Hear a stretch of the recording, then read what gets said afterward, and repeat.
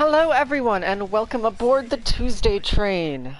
2MK Tuesday train is leaving the station at our usual time today, here on 2_MK. You are welcome to join us, of course, if you happen to be on PS4 as a Guilty Gear player in the East Coast or Central or basically anywhere you can get a decent connection to the US East Coast. We're not too worried about that, and our connection limit is free for all. So today we have something a little different. I am Kanzuki Dynasty instead of Rillian on mic. And while we'll be doing our usual lounge, we are going to see how life goes when we have to spot ourselves a bit. Obviously, if you are in a tournament or anything like that, you have to be ready to make your own analysis of your play, what's going on with your opponents, what you need, and implement your stuff right away so you can get those glorious wins.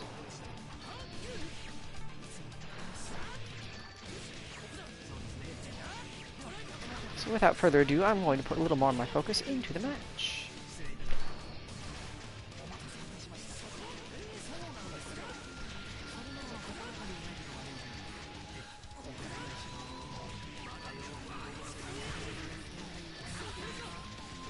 Wow, that's...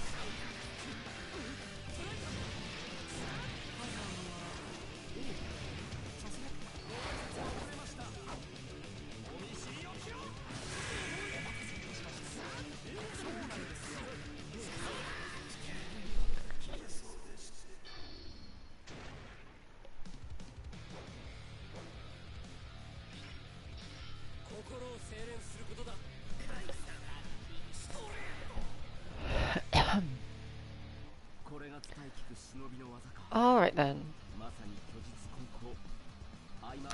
Spotting for oneself is always a little more difficult because it requires a sort of patience that can be easy to lose in fighting games.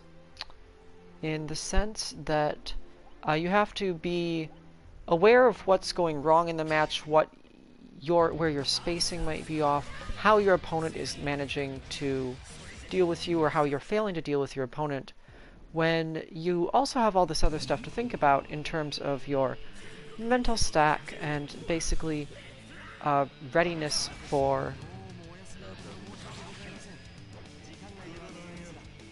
all of the different factors of the actual match itself.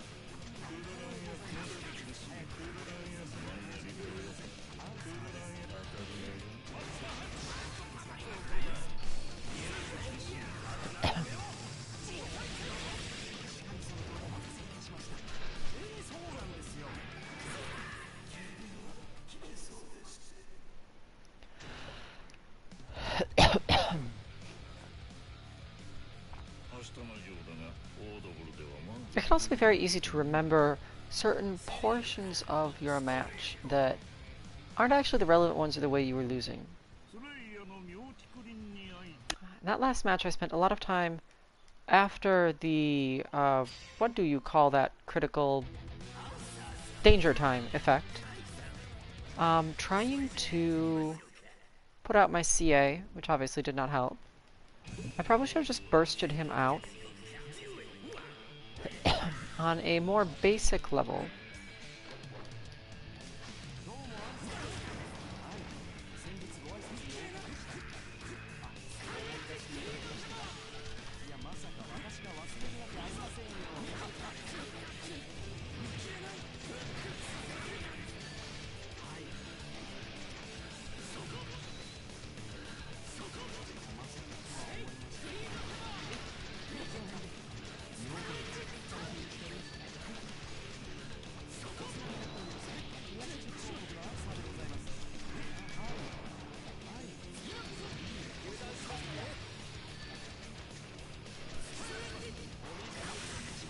Wait, I did that from the air?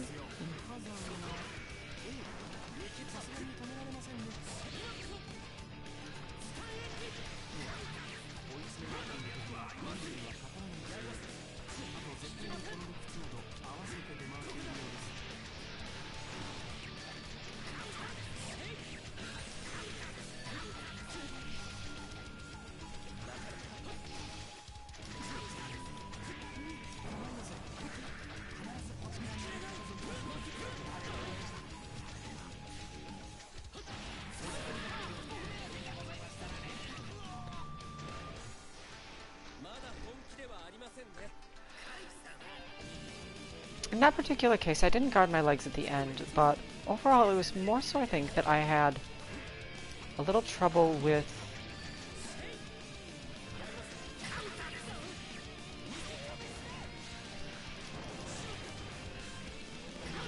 having my keeping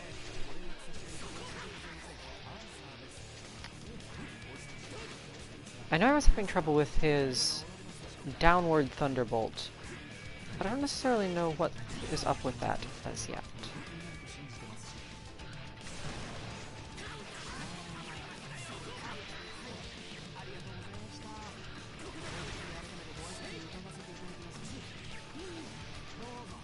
Fundamentally, at the moment, I need to stop challenging him in the air, it would seem.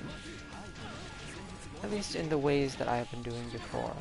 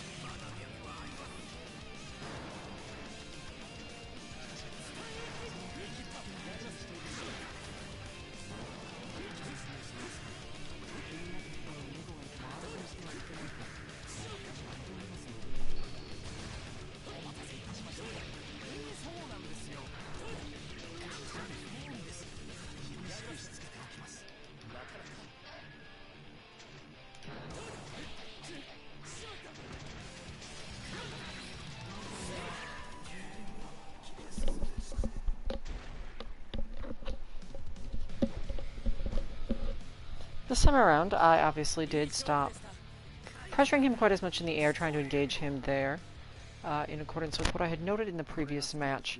And it seemed like, for the most part, this did all right. I managed to get out of some of his trouble by way of using my card teleport. But I got a little nervous with it at the end in terms of trying to keep the pressure on or keep trying to do things rather than having a little bit more patience in it because of that same issue I have, you may have seen discussed in our Mishmashing Together Street Fighter streams, wherein I effectively don't feel comfortable with a particular option because it's not opening my opponent up, for instance.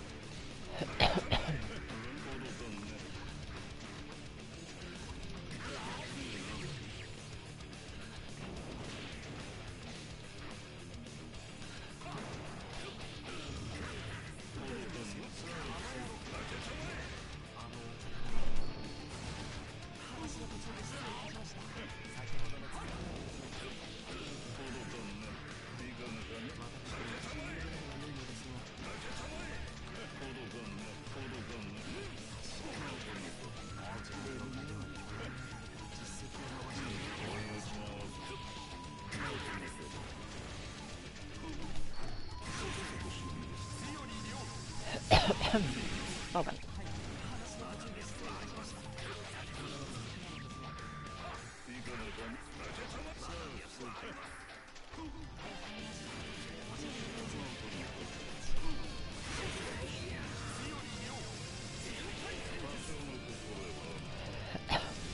So on our topic today, in part of it's also is partly managing to spot for oneself and partially practicing talking about our issues in a relatively clear manner.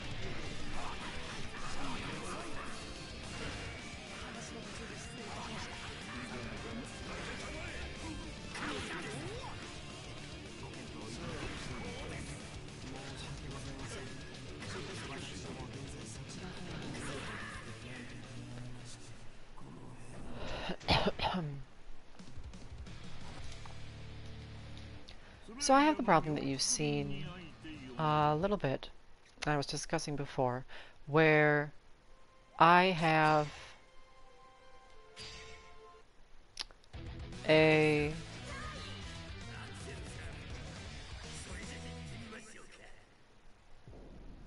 personal tendency to get uncomfortable against opponents that defend particularly, or that I feel I don't have a way to open up and do damage on. Even if I'm otherwise holding advantage in the match, I tend to have lower patience there, and it can result in me doing somewhat foolish things that will not necessarily even likely have the effect of getting hits on the opponent, rather than arranging my positioning, being a little more patient, and looking at what my options are, more or less, in the scenario that I'm actually in. And that bit me a little bit back there as well, in the instance and point in time where I went in with the dash a little bit after the card teleport to try and finish it at the end and managed to get myself hit. As for what I should do in that situation, on a little bit of basic thought, I don't necessarily have an immediate answer, but it probably would have been better to plant the... either to suppress my enemy with a few more cards, just so they don't get too comfortable, and would therefore allow me to plant the slash purchase, or just plant them purchase directly. Because at that point, rather than worrying I wasn't able to open up my opponent or didn't really have any way to get damage from my teleportation, I would have been able to set up a situation where I had more mix-ups and opportunities to actually cause trouble in the end. And it wouldn't really have taken that much else otherwise.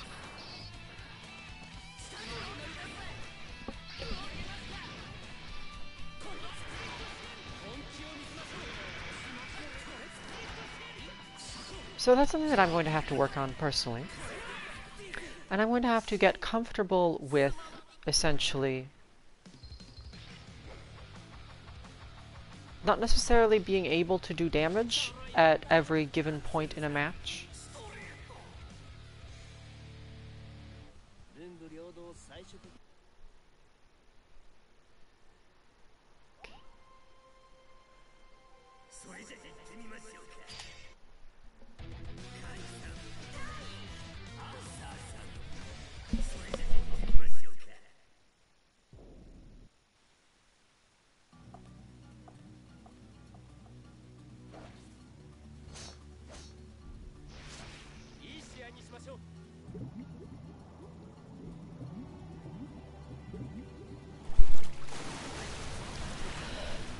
So here I am up again with effectively the same sort of scenario. Omni-Art was doing a good job of causing me trouble in the air.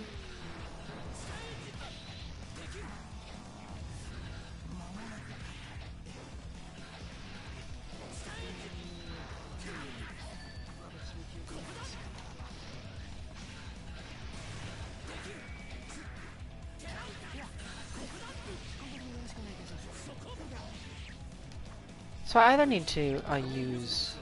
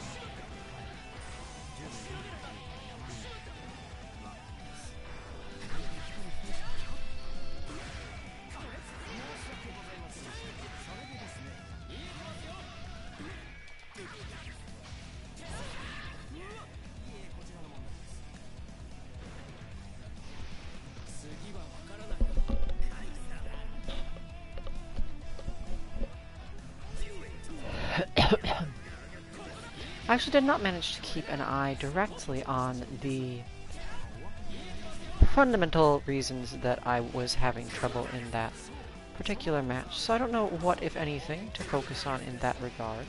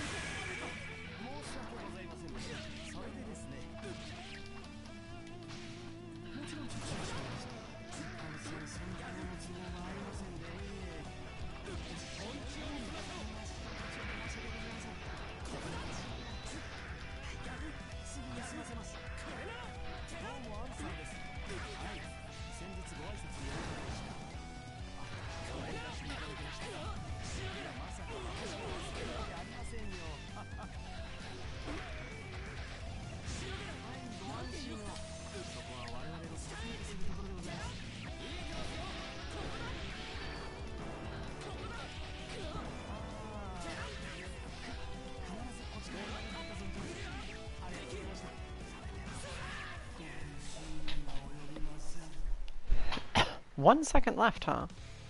Well, I don't think my super was going to do that quite that much damage in either case.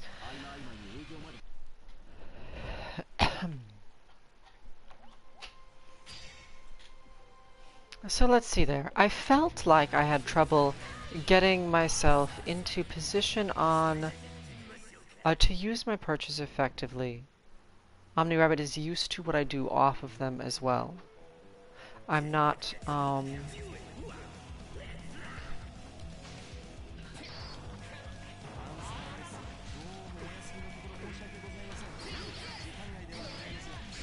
Ooh, if I get counter hit, that goes away.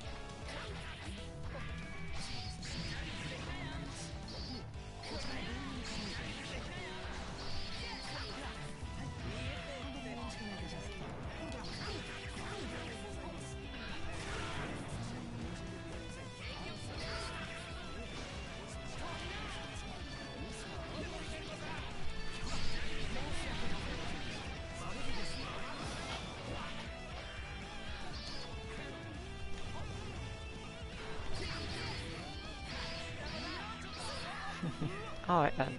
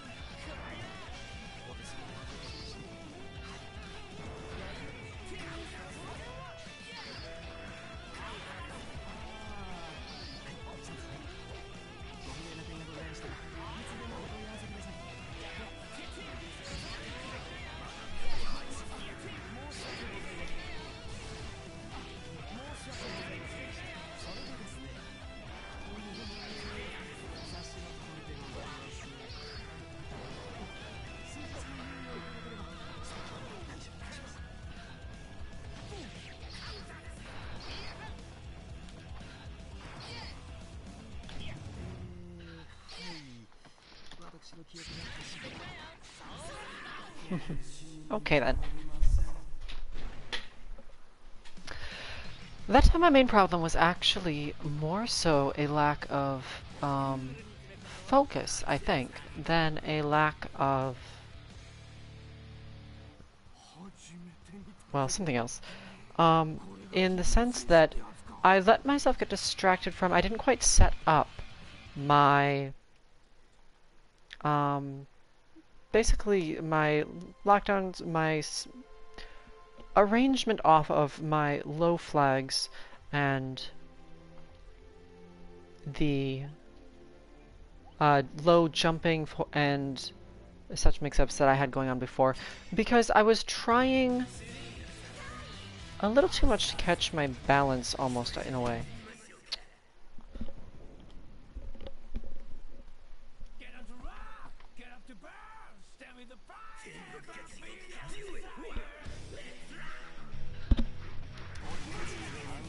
Oops, that's not the correct way to start any sort of match.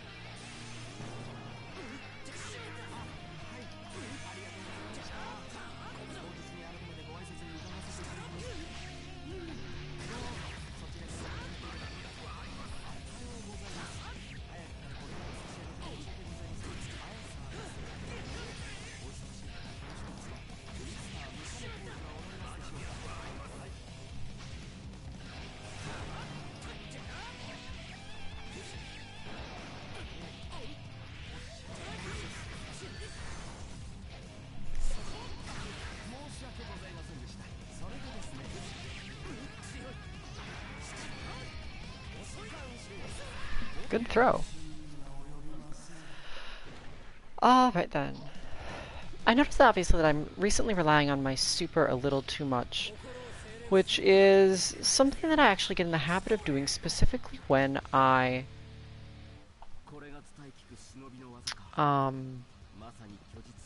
don't feel like something else is working, when I want to interrupt someone or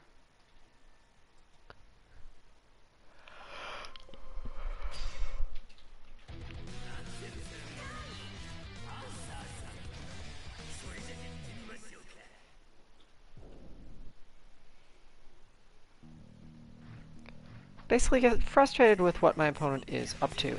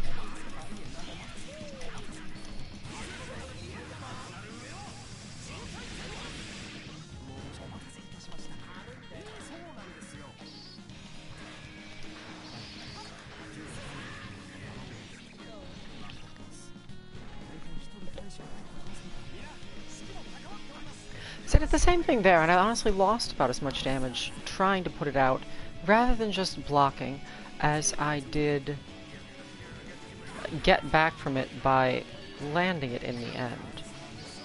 And I could just easily have not managed.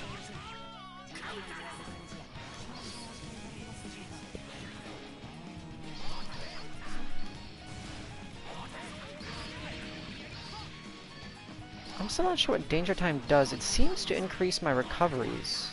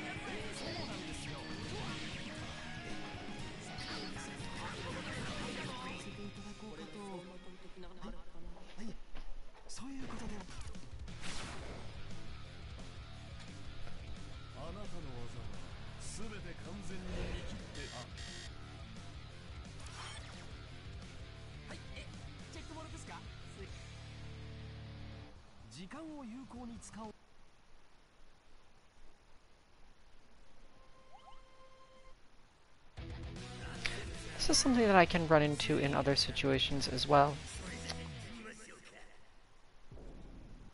I would have to think a little bit about how to define the edges of that problem in order to explain it well.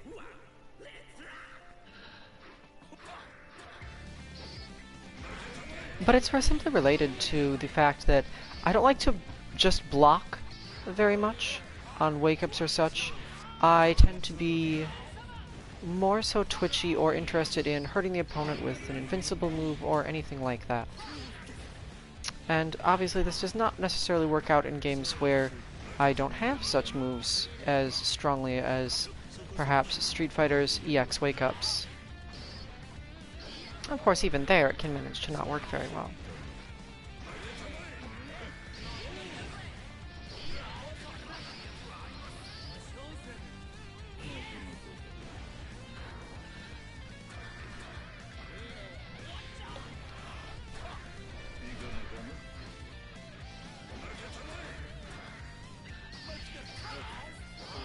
And that's a personal problem that I have.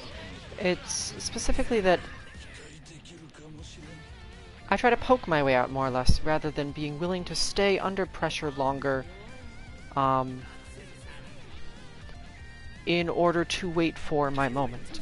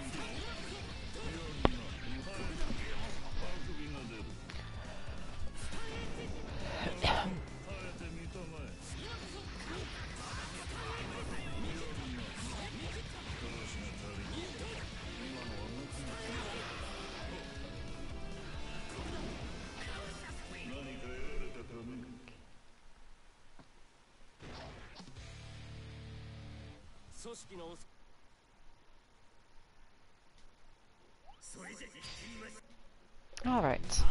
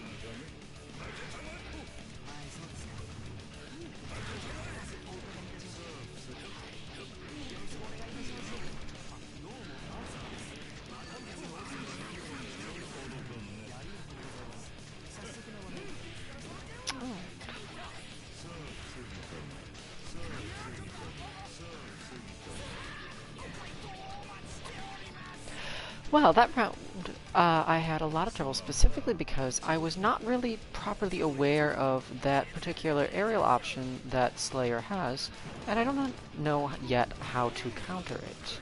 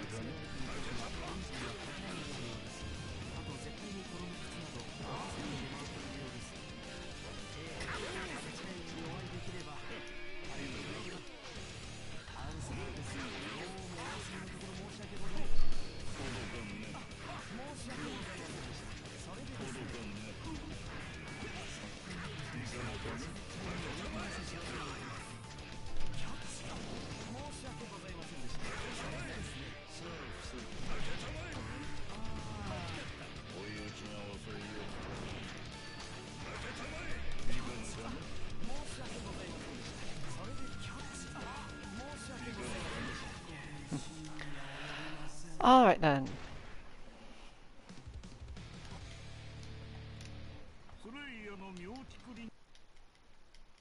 I'm not necessarily sure what precisely I did wrong in that particular case. On a fundamental level.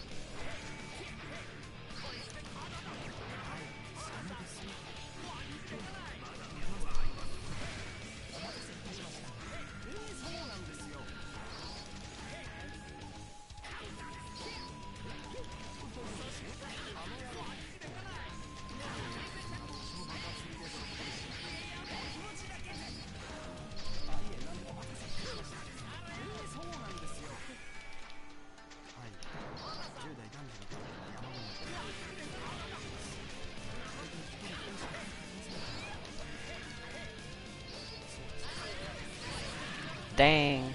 Alright.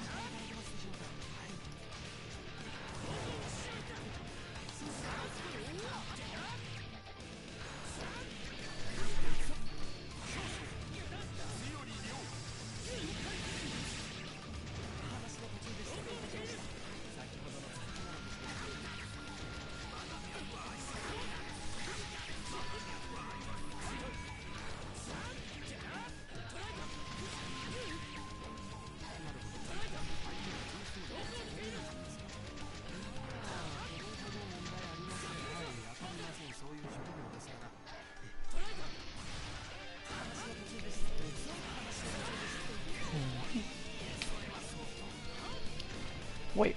Oh, okay. I thought the match was not over somehow.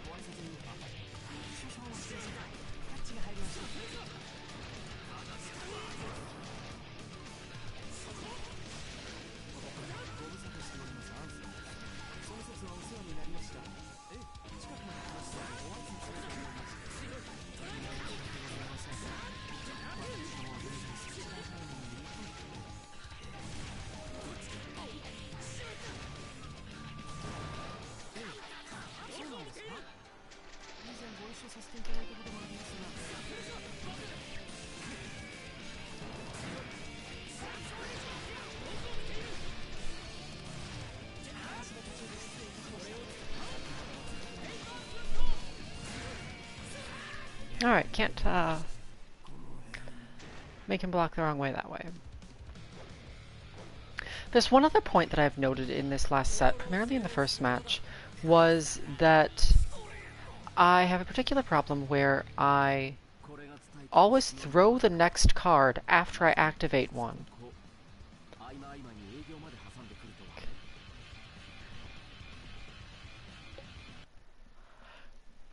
Which makes me very predictable and means that Omni-Rabbit can just attack me right away.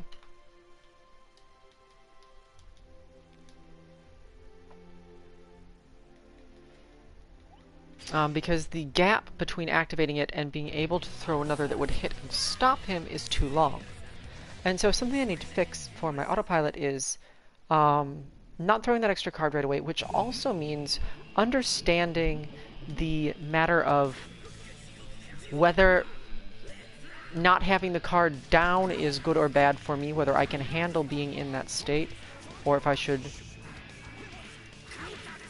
just avoid causing it in the first place.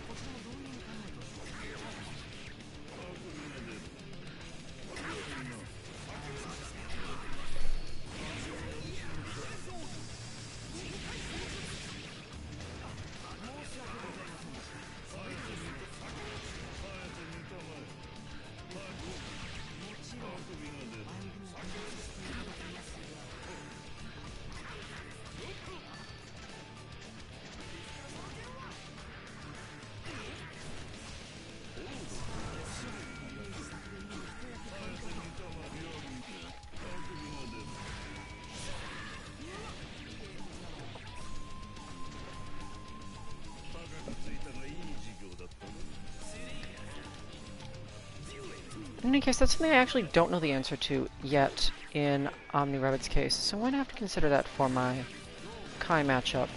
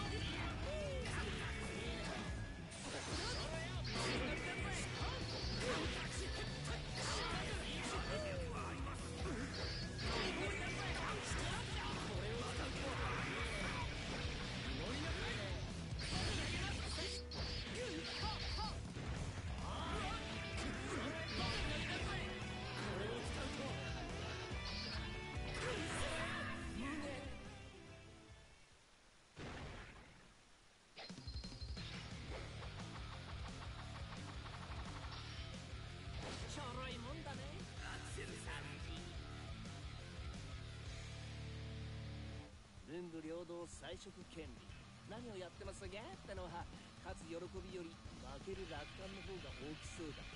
メンゴ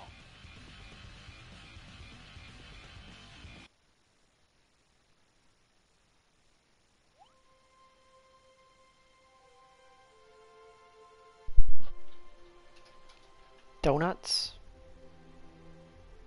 I didn't even know you could change that.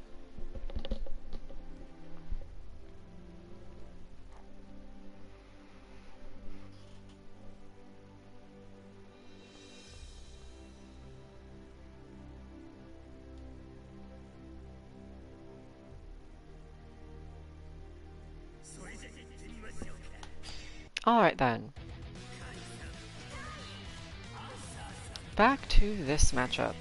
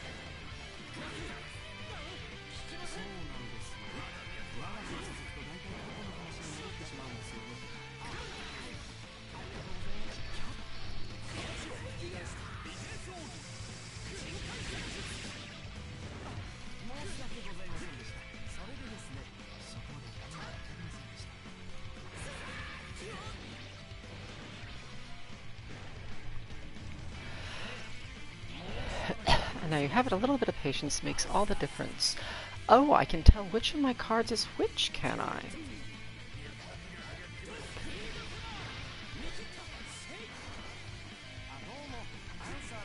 I thought I simply had to remember, which is not the hardest thing in the world.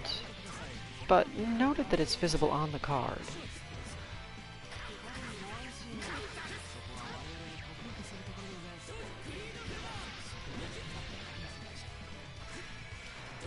Anyway, in that last round, as with this one, I'm taking a great deal of my damage simply off the overhead, because I don't block it.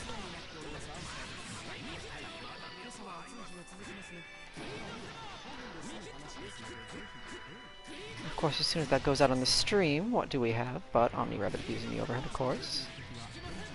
So I get to learn about it.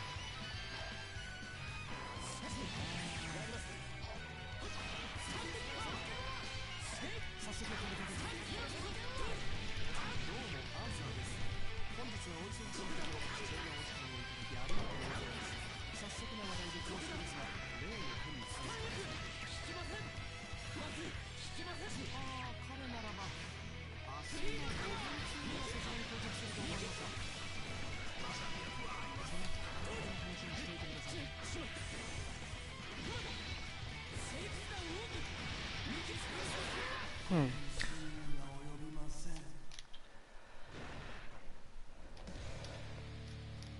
これが伝え聞く忍びの技か。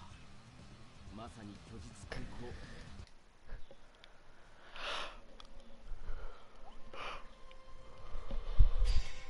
And it's not even just that it cuts off so many vectors, as OmniRabbit points out in chat. It's also that I simply don't block high. Basically ever.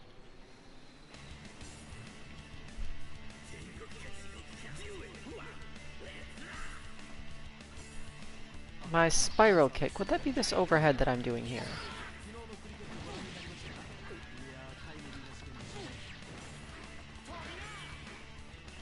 I did, however, note that... I suppose I should focus on the match now, shouldn't I? Enough of that.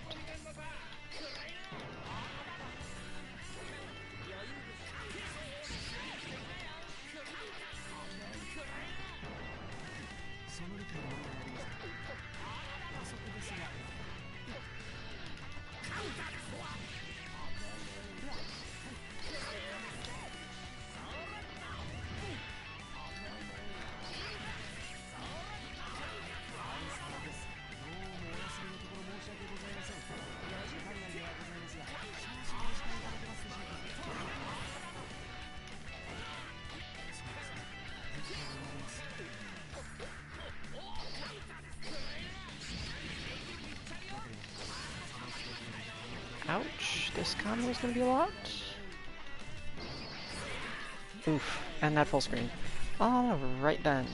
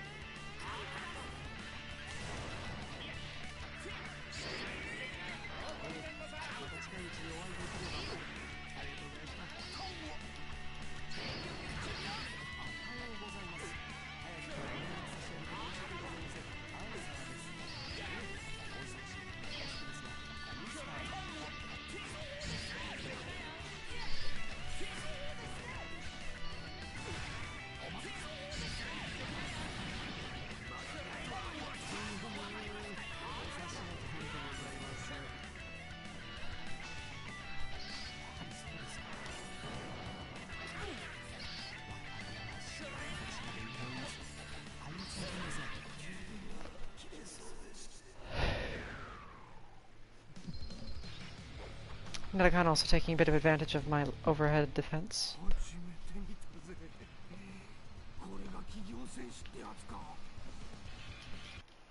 But one of my problems there actually was that I managed to put off the punch purchase rather than the kick purchase a couple of times, and they're actually not as useful and can possibly cause me trouble myself in my movement and mobility, as I experienced on other sessions in that particular matchup.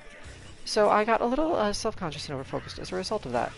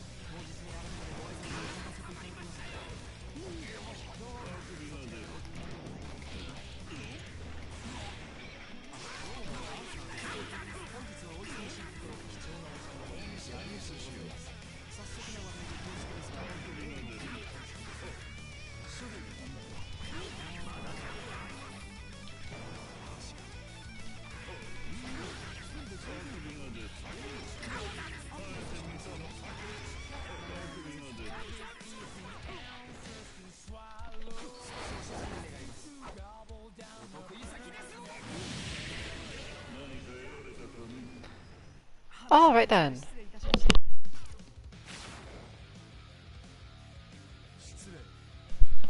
Alright then, and with that particular, I will be switching out and giving Just Fine a shot. You will get to see some of her Jack-O, and possibly hear a little bit about her own problems, what she's working on, and see how her current spotting training is going for analyzing her own matches as she plays them.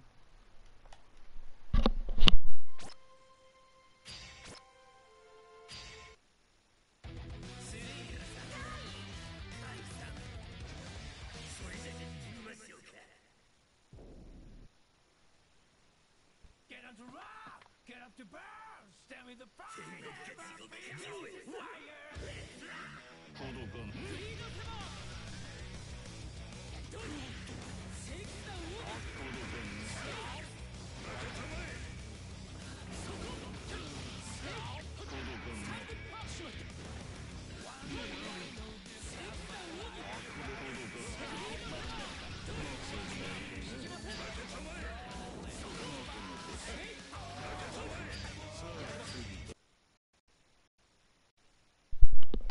Good evening. Apologies for the cutaway from that fabulous battle between a vampire and a swordsman. I assure you we will return to the regularly scheduled Tuesday train in just a sec as I switch characters.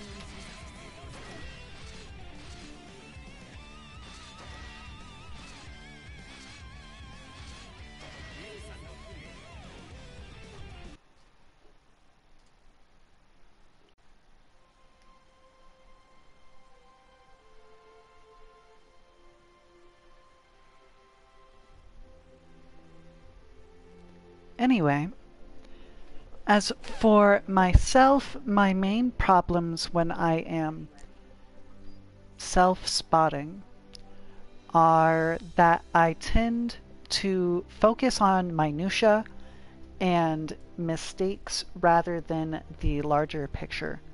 So today I am going to try and, for one thing, be kinder to myself in terms of letting certain things go and just moving ahead so I can pay more attention to the macro aspects of the match, but also try to keep in mind the opponent and how they are behaving relative to me. When you take a look at your mistakes in the smaller details, it's easy to get caught up in yourself rather than how your opponent is adapting and how you end up having a mismatched flow between them that is causing you trouble.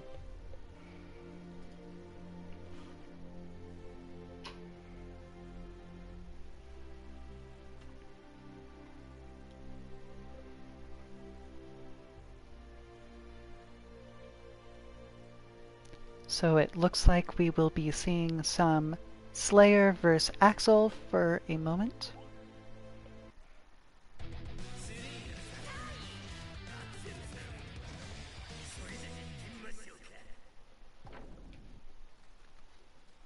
Get up to rock! Get up to burn! Stand with the fire! Wow, desire!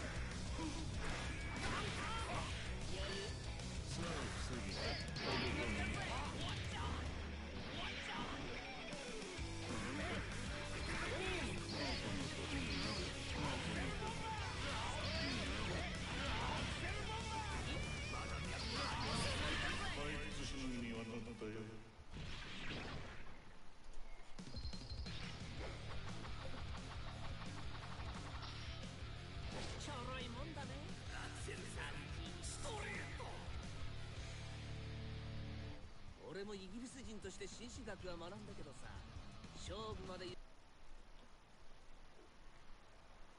それじゃ行ってみましょうか。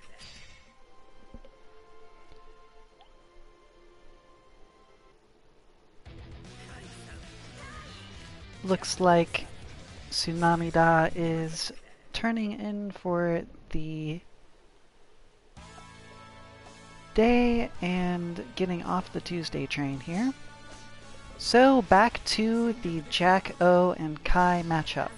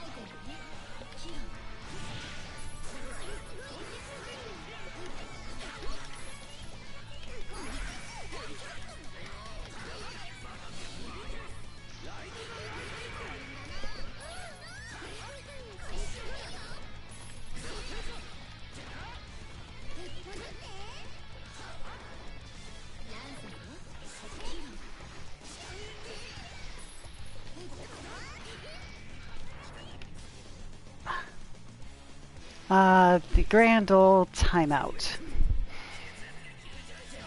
Something that happens quite frequently between us. Never bothers me though to lose to a timeout.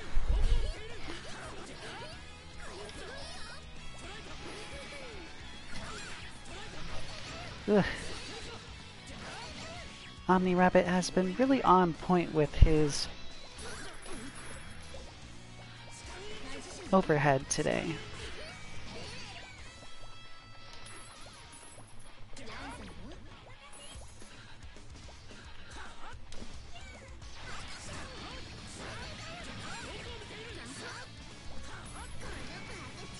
Oops.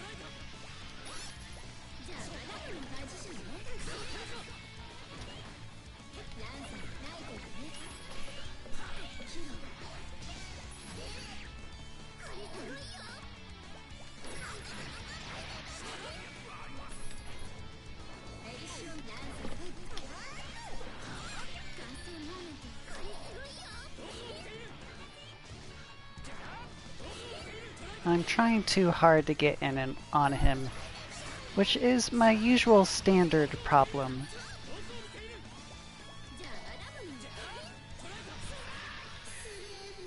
And a little twitchy today, so I may end up changing over to Biken.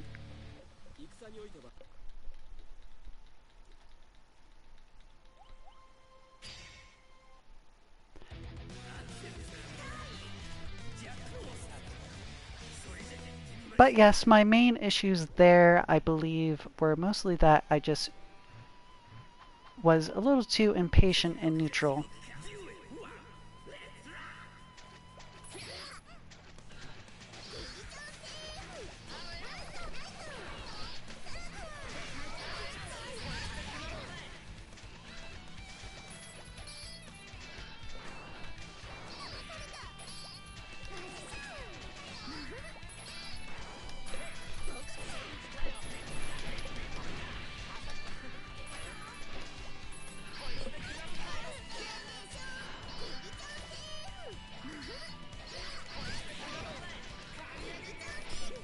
part of the difficulty I'm having is hitting my forward heavy slash, or forward down heavy slash instead of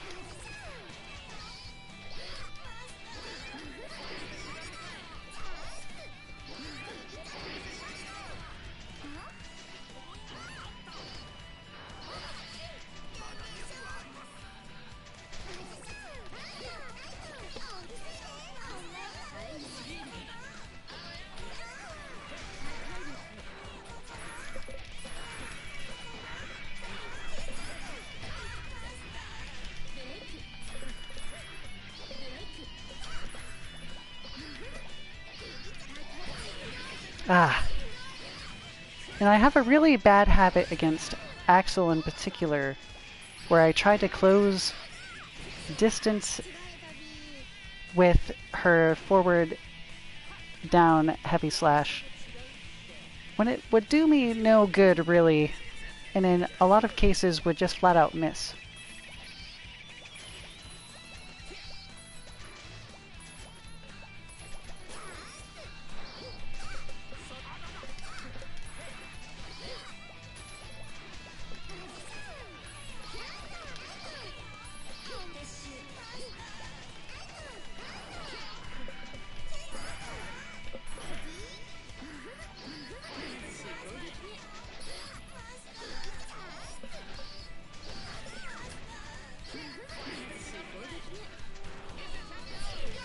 Ooh, countered his...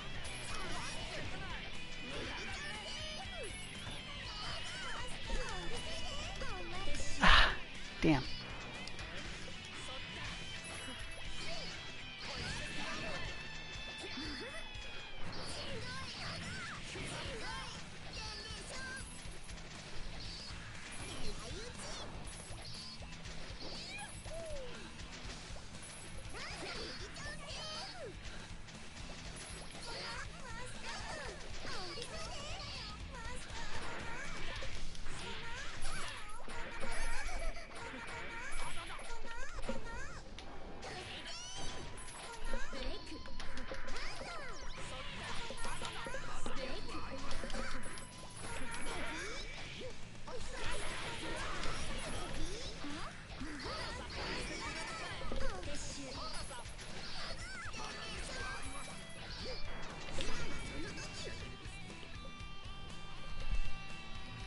Probably didn't need to spin burst, but he did hesitate, so...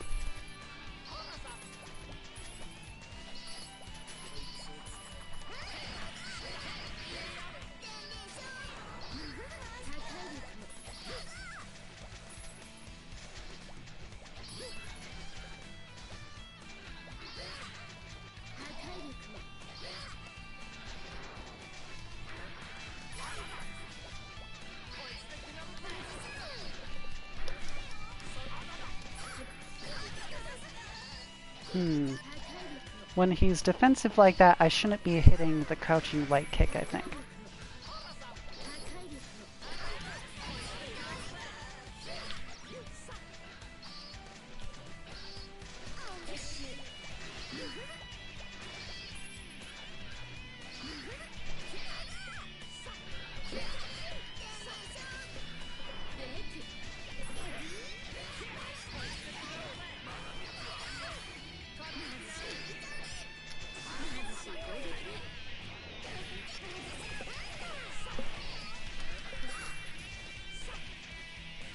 Yeah, I'm pushing him too far out with my block strings.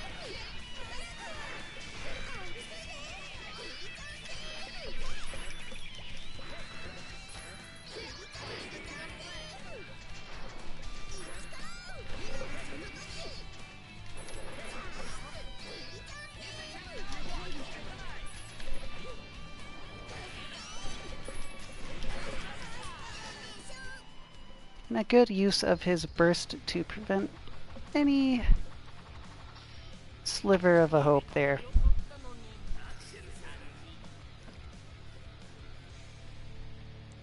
That was better than my previous match by far.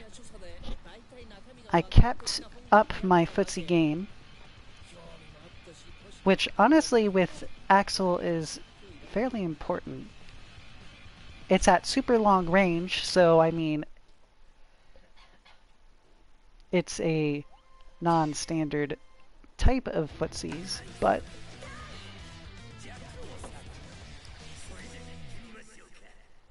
you really have to be patient against Axel since he has such long reach and Jacko needs her minions in order to put on pressure.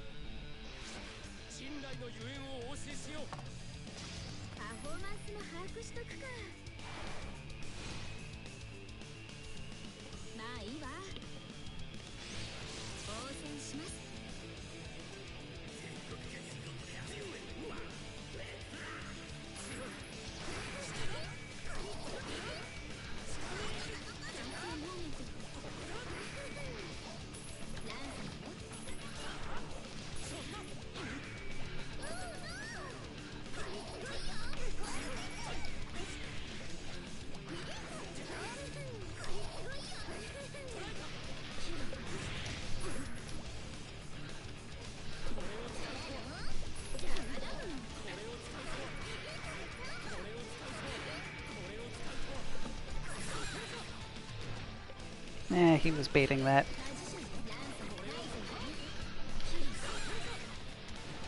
He was baiting that too.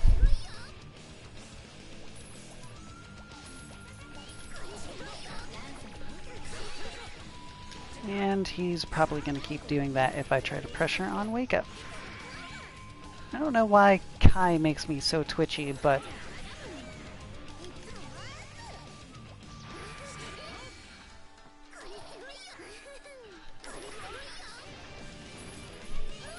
yep. See? There was no reason for that. I could have put down some houses.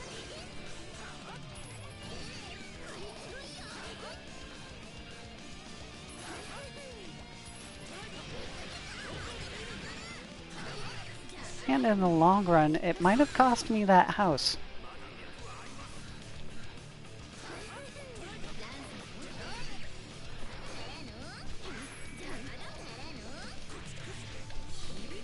And I think that's going to do it.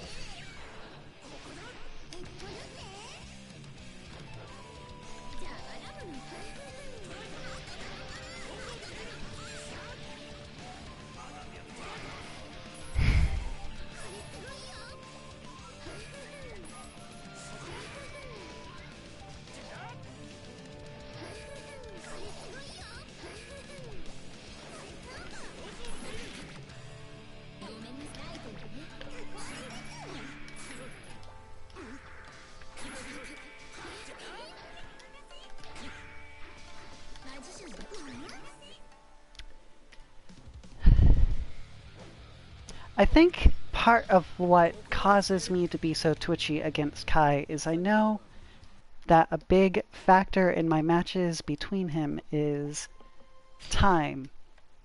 I can be as patient as I want, but if I don't land enough damage against him, I won't ever really push through.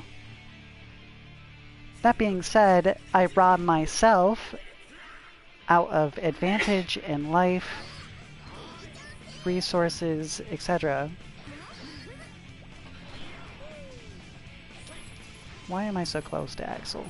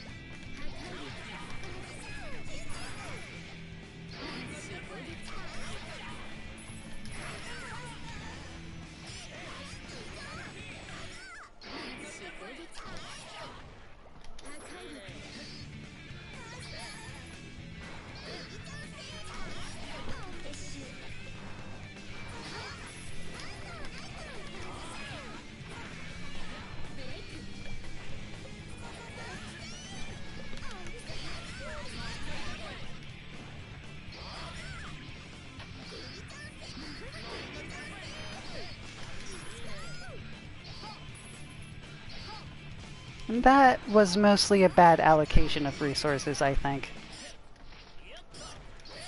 Nice throw mix-up from Nutacon, though.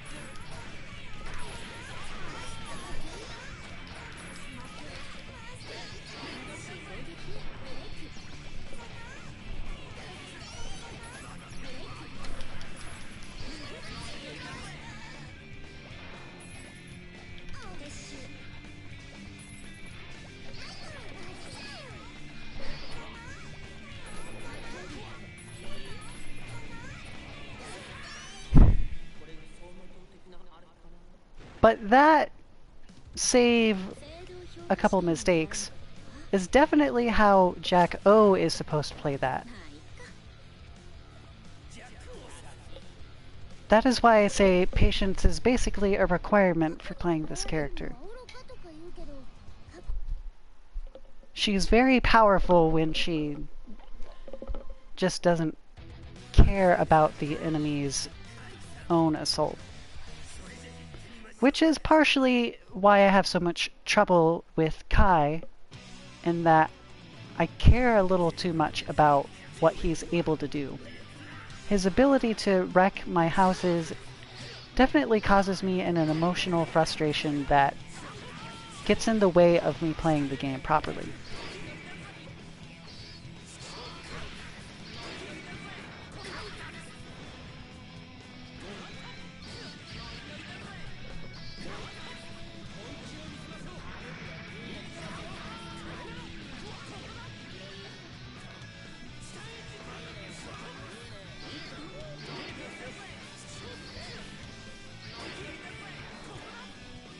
Another issue I have, which might just be a lack of tech or a lack of resources at the normal timings it happens, but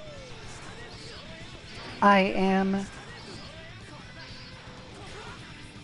find it difficult to use houses as bait for Kai, since the ways Kai destroys houses don't involve him needing to stick out his own hurt box too far.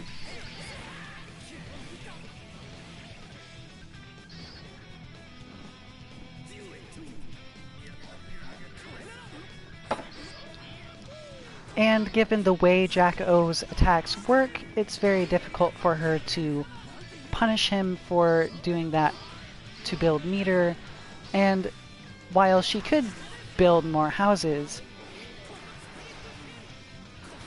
he can often destroy them very quickly.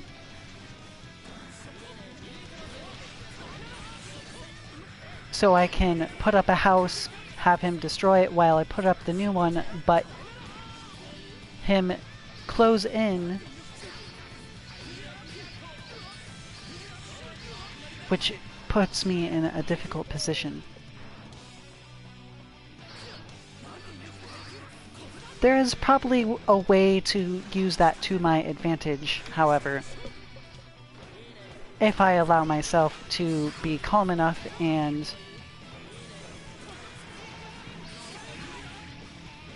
not as invested in the situation as I am at the moment.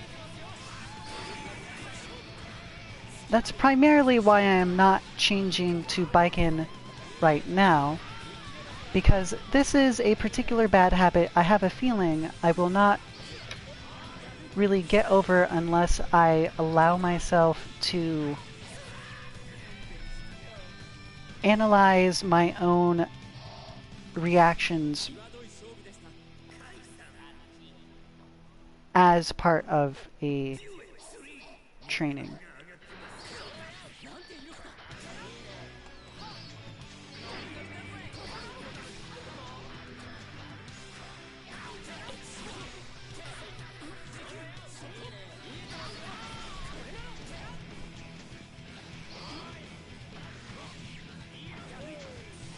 There are a lot of things in Street Fighter where a similar thing can happen.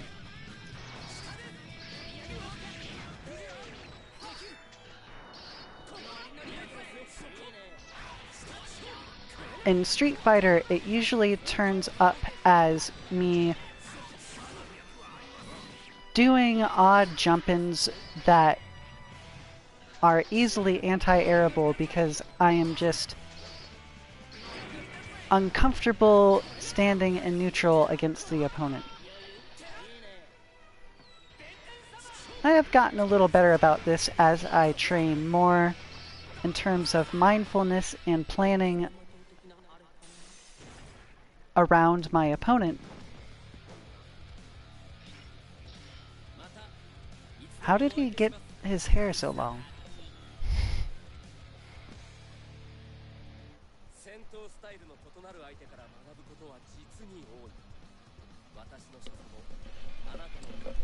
So it looks like I will get another round of Axel to give me some contrasting data.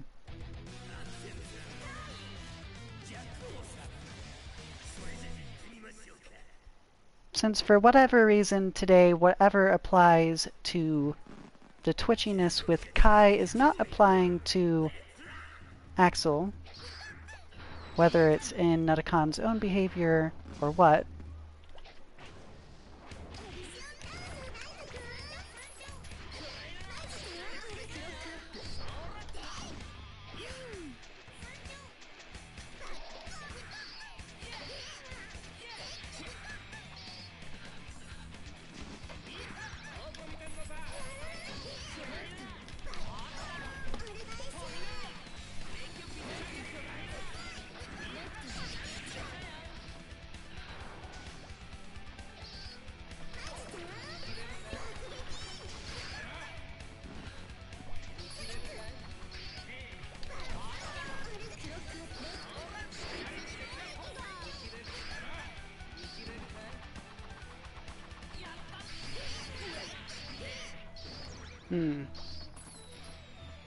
So that's a good adaptation on Nuttacon's part.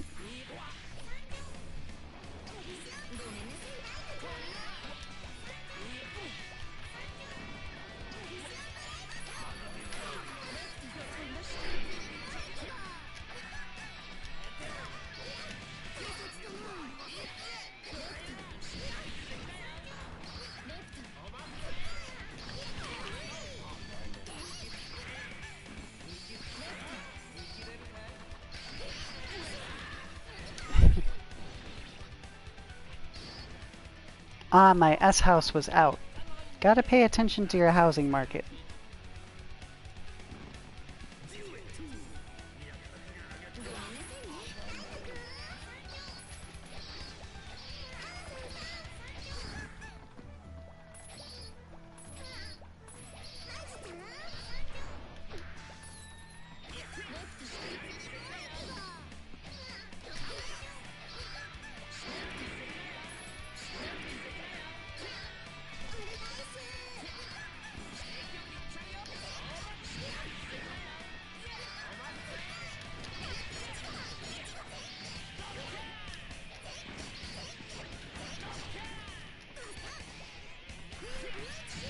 That's a very good scramble for you, Nuttacon. If you had pressured with a high-low mix-up again, I probably would not have been able to get anything. Or defend against it, I mean.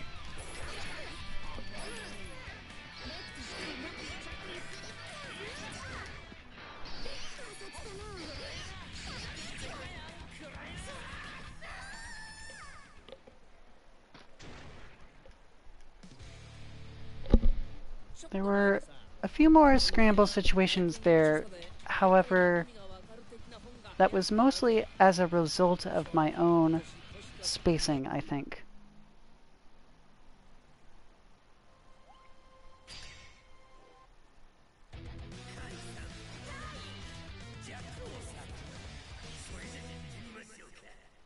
A little more patience probably would have helped in that as well.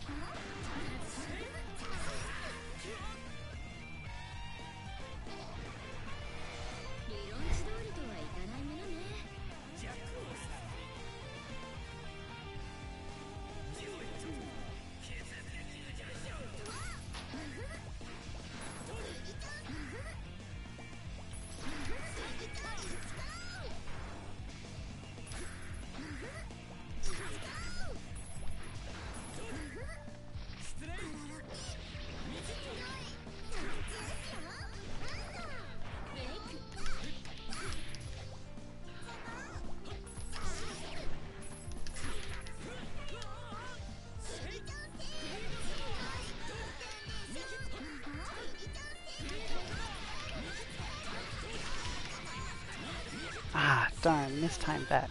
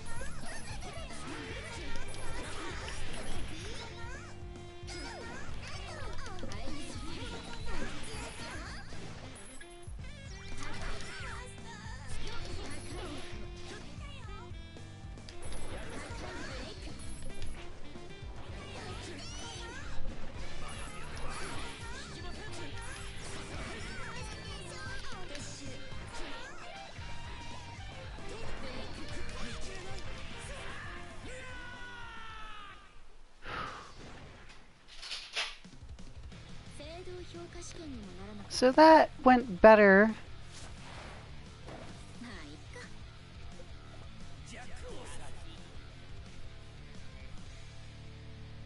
If I had to explain to you why it went better, it was mostly just more confidence in my spacing against him, and the fact that Omni Rabbit really just presses his invincible wake up far too often. Once Jacko does a command throw,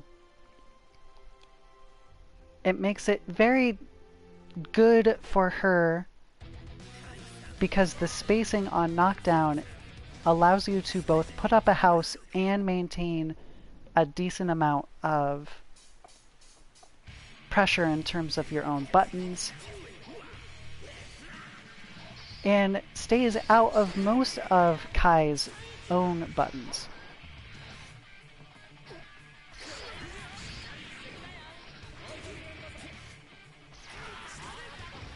And by putting down K or Punch House instead of Spell House in that situation, he has to worry a little more about the ground pressure due to the minions. So it encourages him to jump and solve his problems that way, or to block and allow Jacko to keep building resources and give her minions a little longer to build up their strength.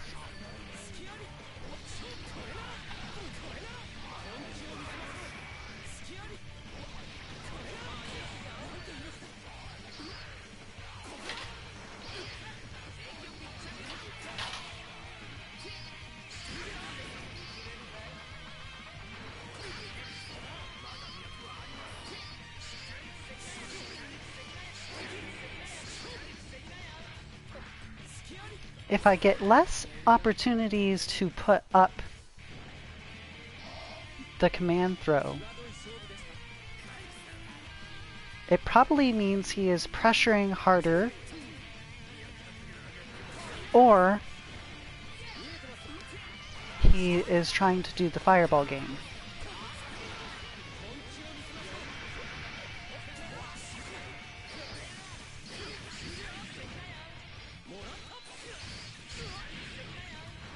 However, neither of those particular options are unsolvable by Jacko.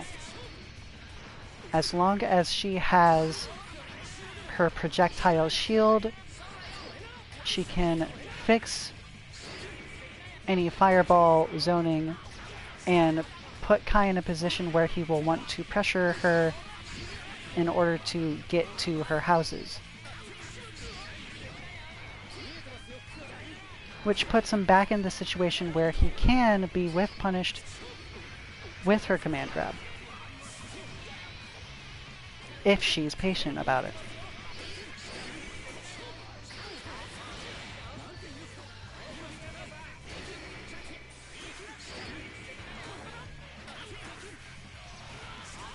I probably, if I would have to say that an improvement I could probably make is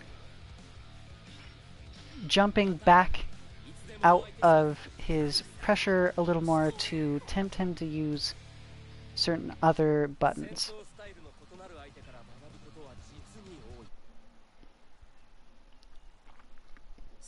That push me out a little more.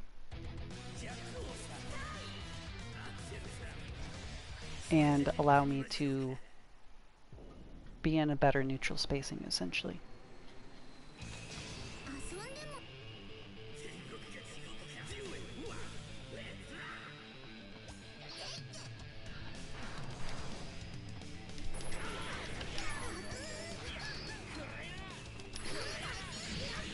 Wrong button.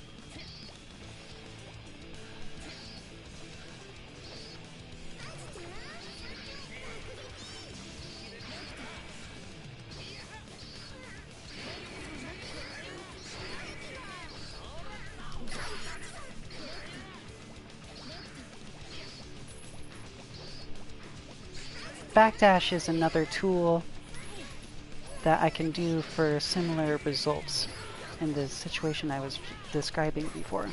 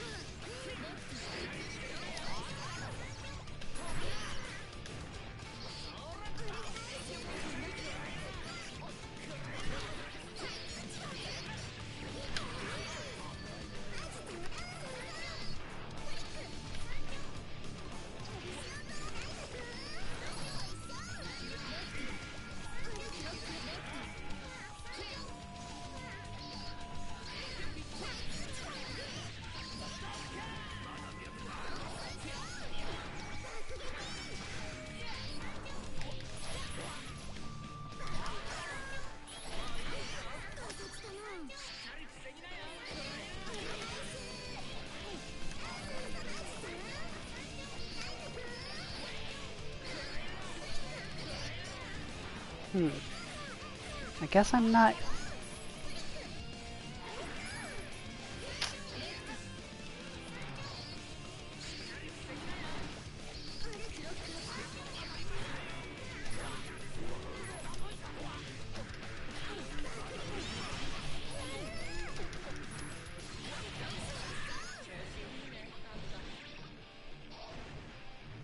That was won mostly because Nutakan was a little too desperate to attack the houses. Which is good for Jack-O, but more so a problem on my opponent's side.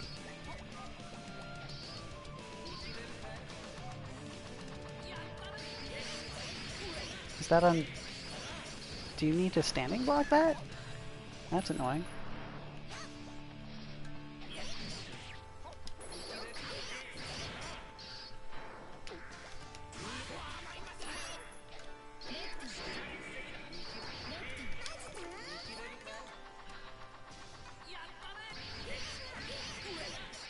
You can't air block that, apparently.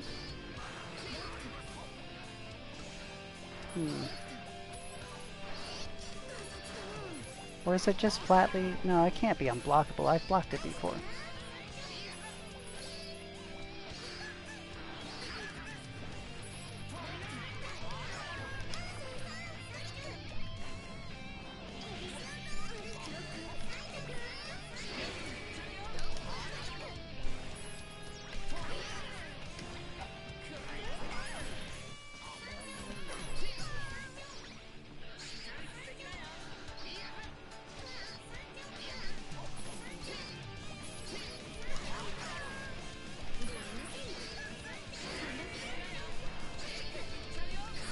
Oh, very nice YRC bait there, not a con.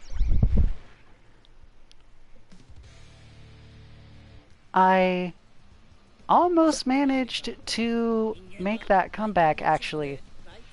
But, alas, Noticon's reflexes are super sharp.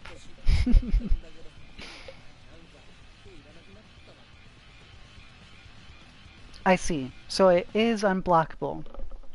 Okay. I did not know that, so that's good to know. That makes it super frustrating. So I suppose I'll have to learn how to take the damage when he charges that up in a way I can handle.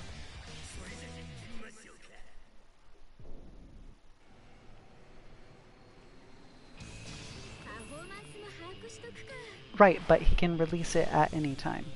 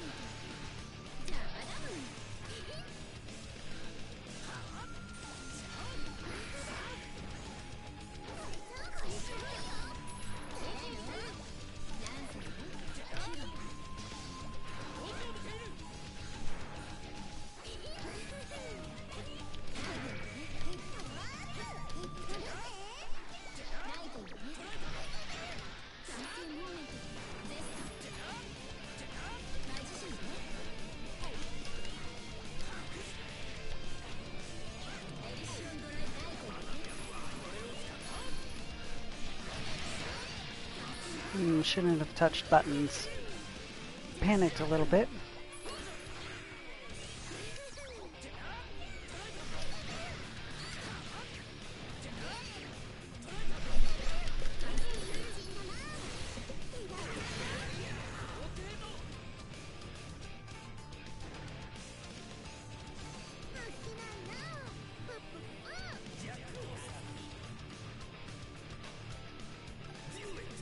Fortunately, I was in a scramble I knew how to handle.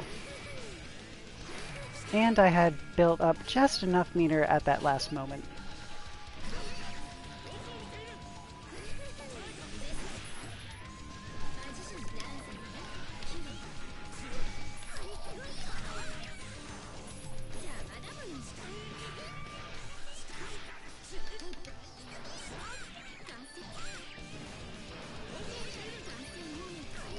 Nice air approaches from Omni Rabbit, but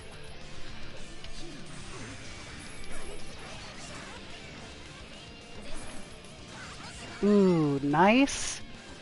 If that was intentional, that was amazing.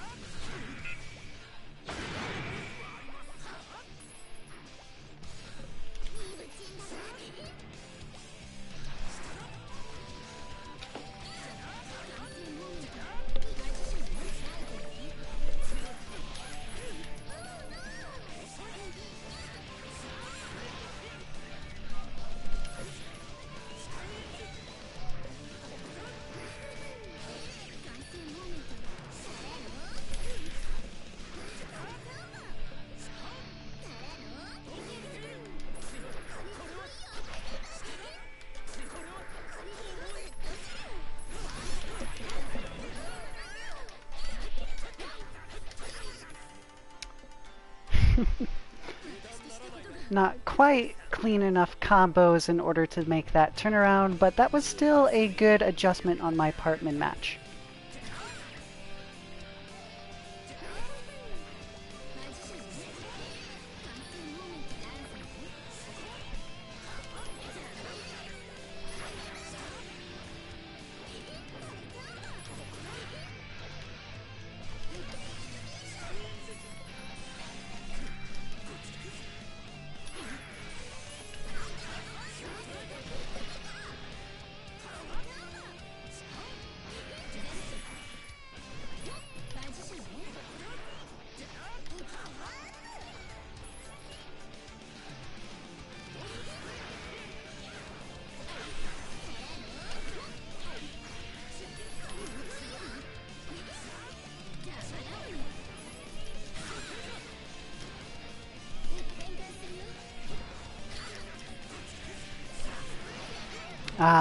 I should have used the forced house destruction to plant more houses.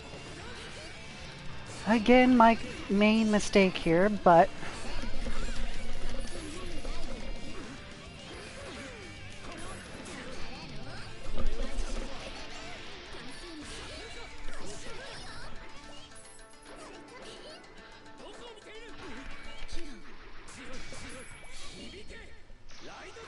I...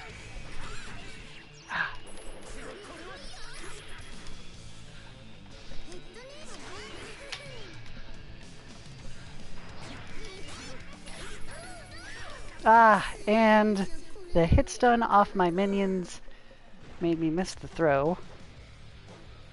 However, that was much better form in general, so I'm not going to worry about it too much. In fact, I would say that was fun, which is the primary reason for playing these games.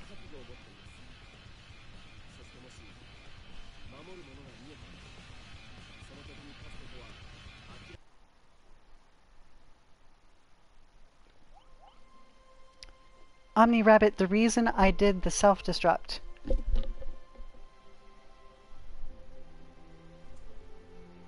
was, if I was a smart Jacko player, the reason would have been to force you to break the house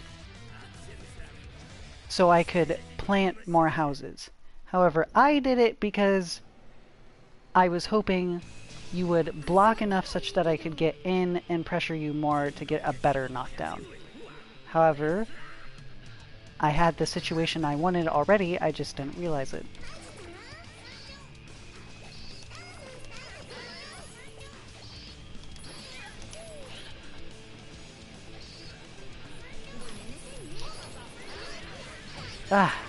Did the wrong heavy slash again.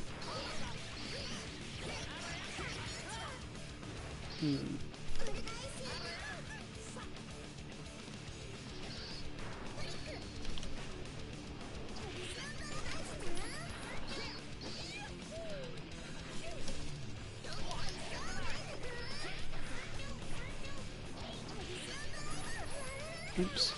Wrong button.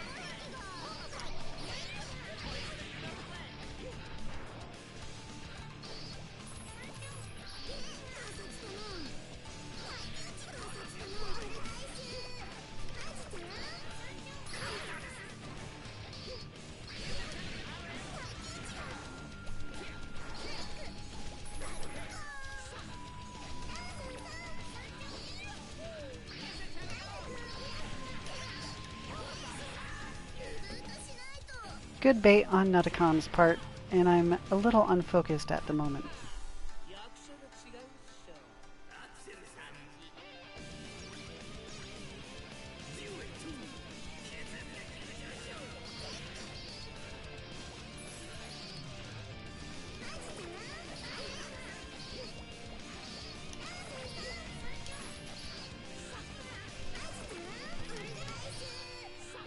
Wrong one.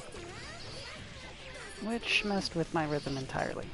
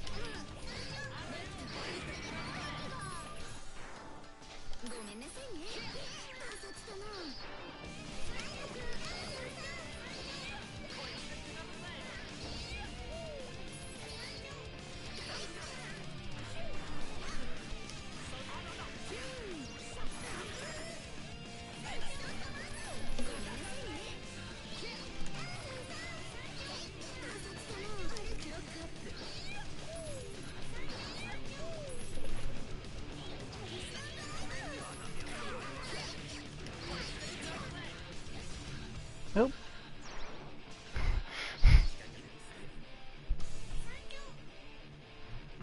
Good thing I looked at the timer there before I tried to pressure further. That would have been bad on multiple levels.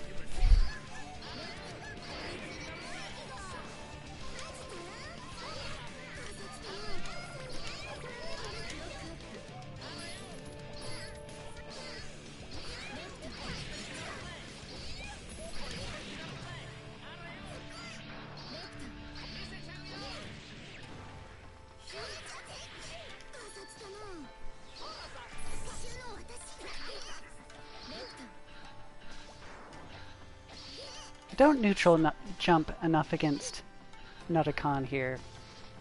I think that's my other problem.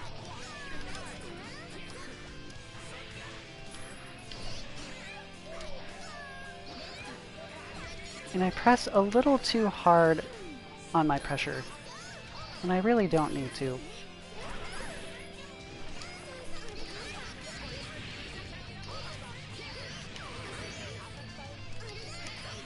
Oops. Looking at myself slightly too much.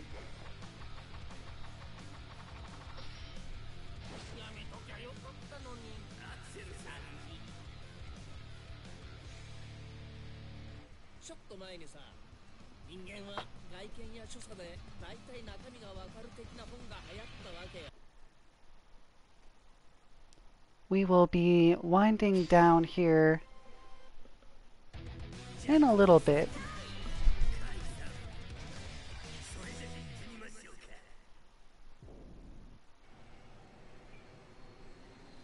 But as terrible as it is to say, in order to win with Jacko, you must not have too much emotional attachment to your minions. And I think that is honestly my biggest problem.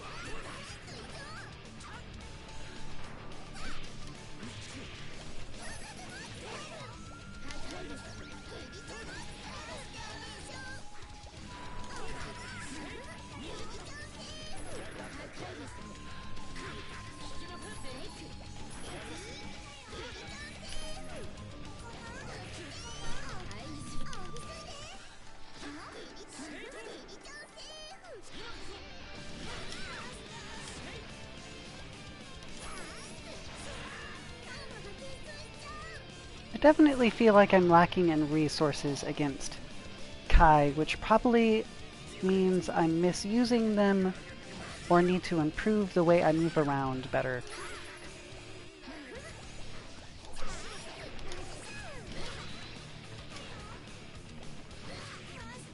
And I rely too much on crossing over him as a general thing.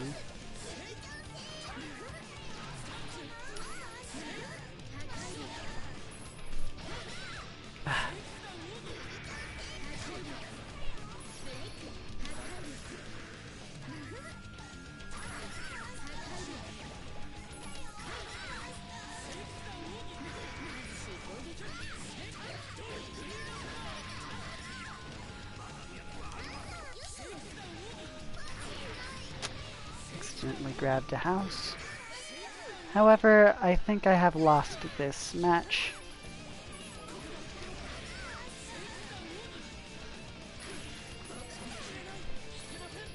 I will probably stop after this next couple rounds. Since I'm clearly tiring a bit, and it has been quite a while. We had a lot less people than our usual Tuesday train, so we might be closing shop a little early today.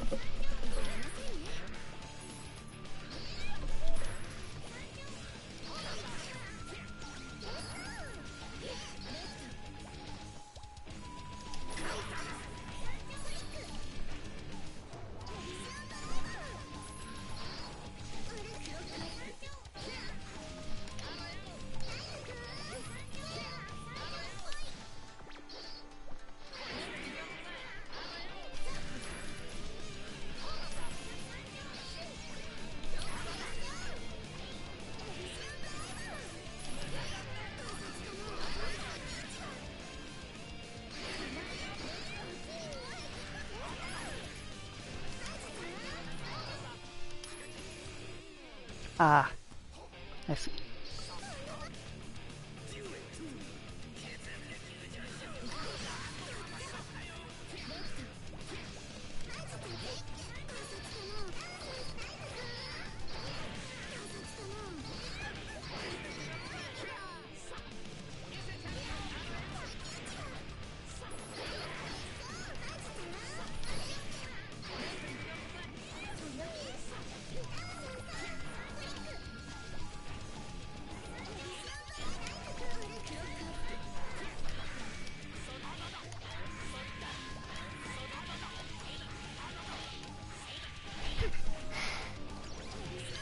I'm so sorry, Netacon.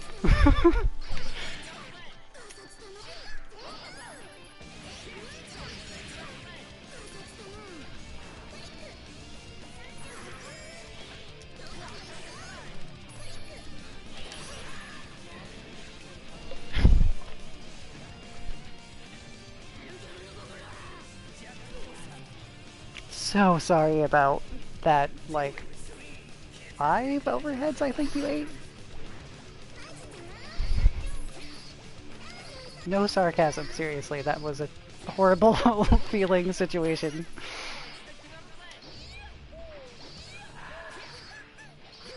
So one thing I have been noticing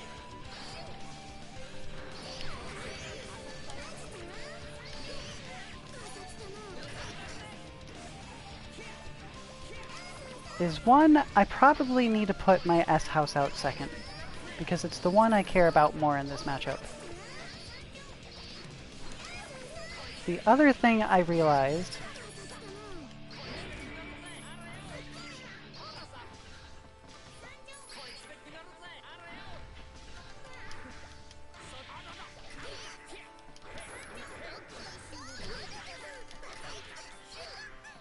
was that the placement of my housing is off. Not necessarily in terms of where it's put, but the timings I put it have something left to be desired.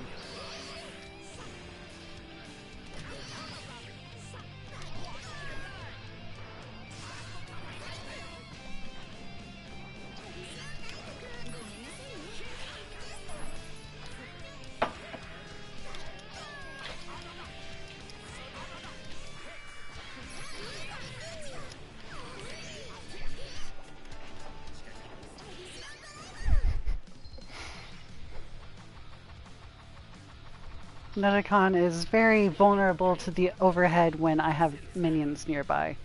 He has a tendency to down block, which is part of why that happened.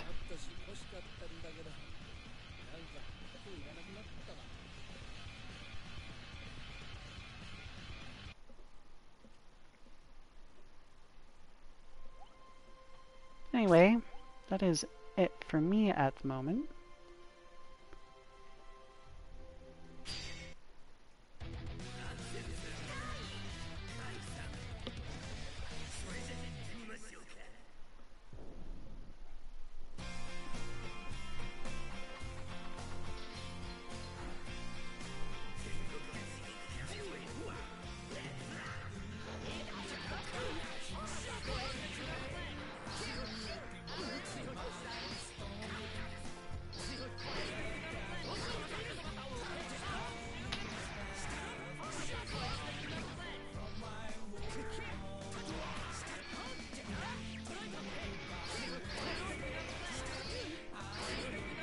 We'll be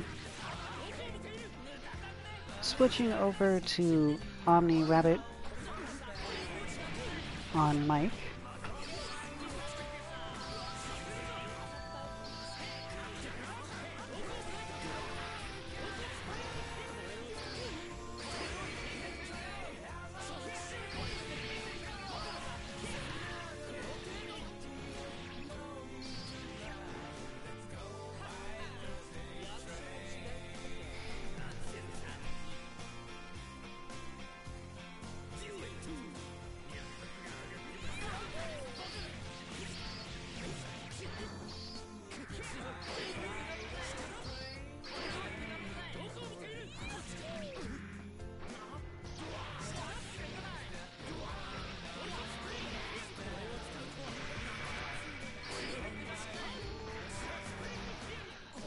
Omni Rabbit is keeping up the pressure.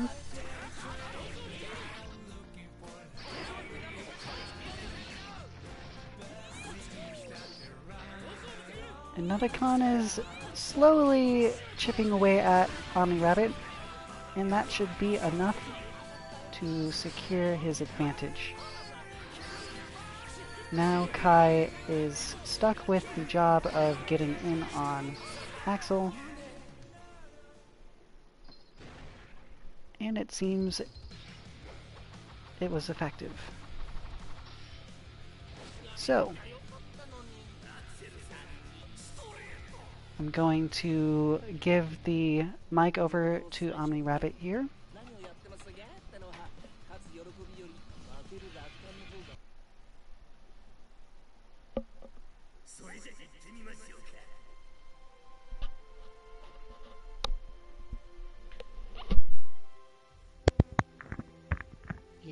Hello, and so here we are for the last part of the stream.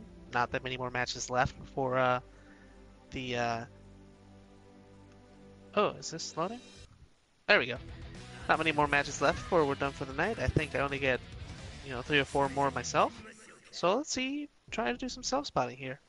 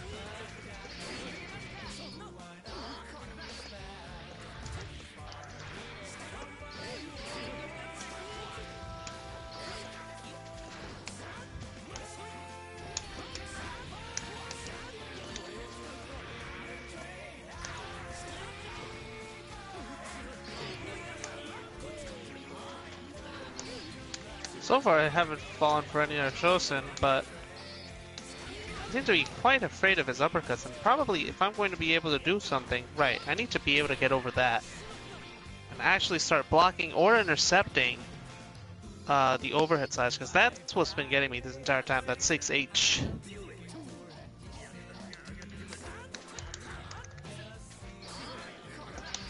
Oh!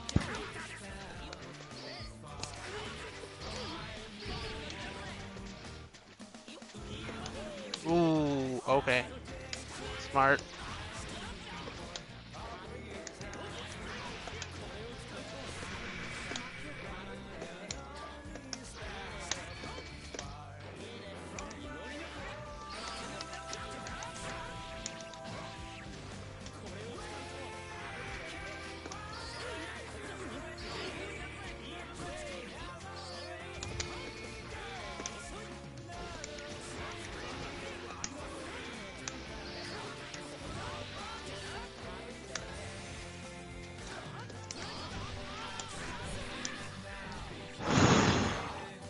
Kai's offense is absolutely ridiculous against Axel.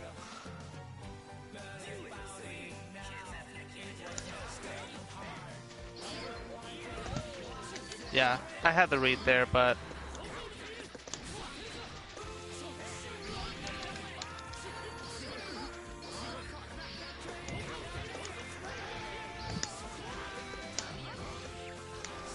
ooh, not a good Sun Dipper.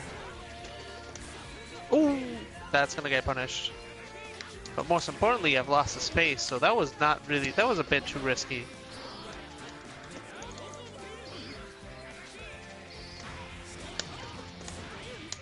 Ooh, good burst. Ooh, see, that's what I've been trying to do, but he did it at a spacing where it wouldn't work. Oh, that was supposed to be Fireball, and that might just lose me this.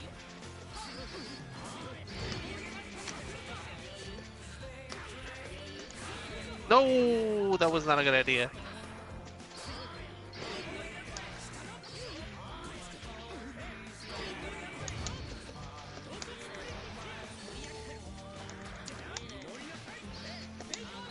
No, why does that keep coming out?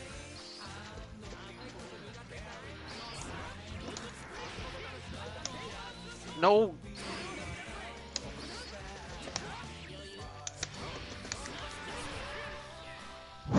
That was ridiculous.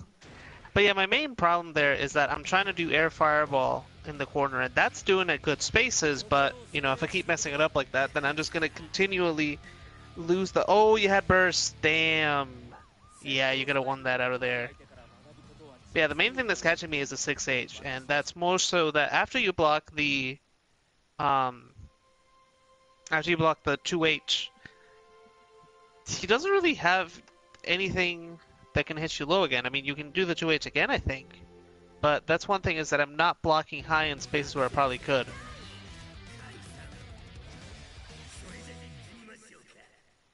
Because I don't think he has anything that hits low if they're 2H canceled into runs in. So you might as well just block high and avoid the 2H into 6H.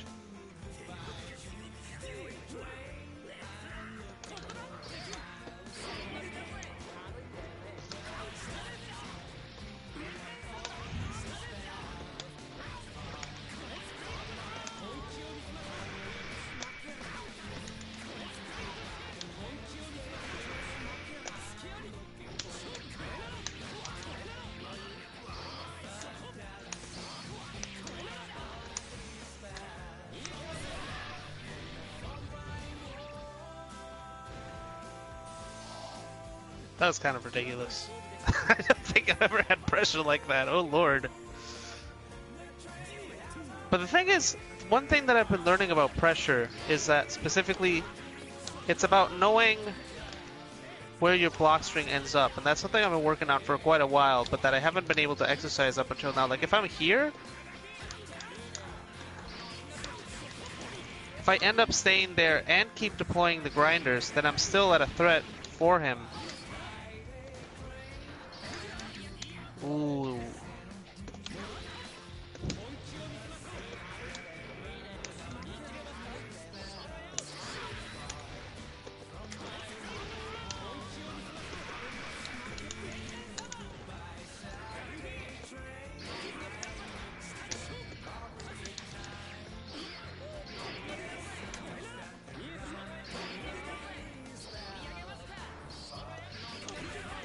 Ooh. I keep forgetting that's even a thing.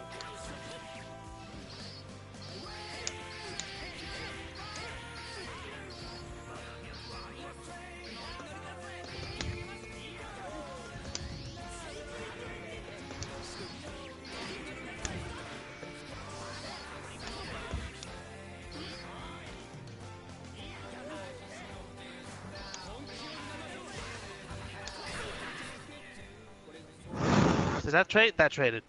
That was a good trade.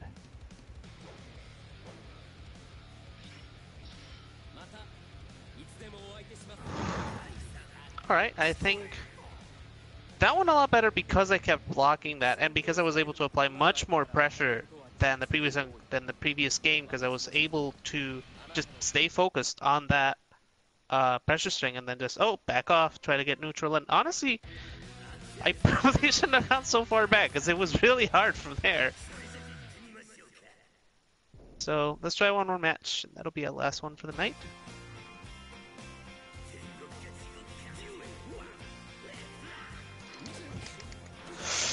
Oh, big parries. Oh, that took out a huge chunk of my life. Oh no. As did that.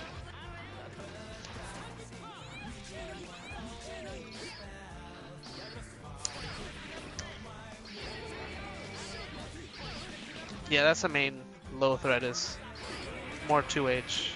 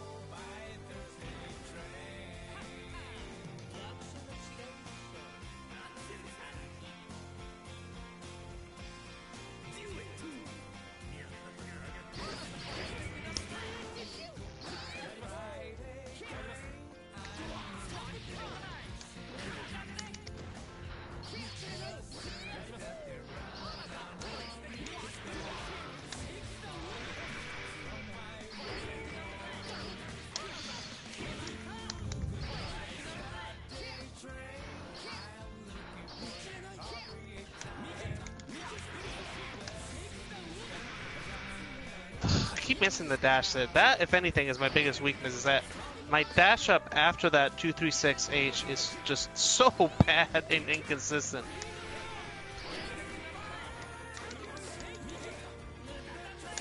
That I end up losing the advantage. Ooh.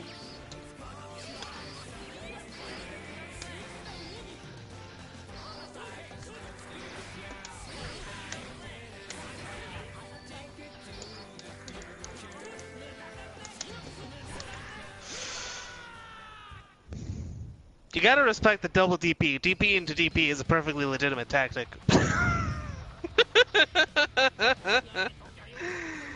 And that is a fitting end for the night.